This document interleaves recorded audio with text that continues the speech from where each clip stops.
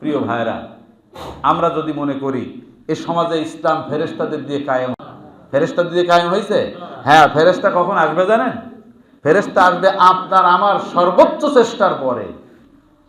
বদরের প্রান্তরে বিশ্বনবী যখন ৩১৩ জন সাহাবী নিয়ে কাফেরদের বিশাল এক সশস্ত্র বাহিনীর বিরুদ্ধে গেলেন, সেখানে আল্লাহ ফেরেশতাদের দিয়ে সাহায্য করেছেন নাকি করেননি? কিন্তু বিশ্বনবীকে মসজিদে নববীর মধ্যে বসে বলছিলেন যে আল্লাহ, আমি আমার সাহাবীদেরকে নিয়ে এখানে বসে আছি, আপনি একটু ওদিকে ফেরেশতাদের দিয়ে দেখে দেন। হয়েছে নাকি এরকম কাজ? বিশ্বনবী তার জনবল যা ছিল, তার সৈন্য সামন্ত যে কয়জন ছিল, যতটুকু শক্তি ছিল, সর্বোচ্চ শক্তি জিহাদের ময়দানে গিয়ে প্রদর্শন করেছেন।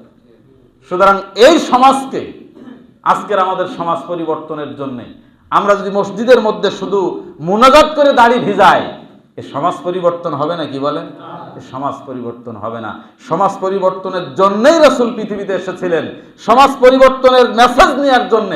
এই দুনিয়ার থেকে আরশ মহল্লা পর্যন্ত গিয়ে সমাজ পরিবর্তনের ট্রেনিং নিয়ে এসে তিনি 1 বছর থেকে 1.5 বছর পরেই মক্কা থেকে হিজরত করে মদিনায় গেলেন।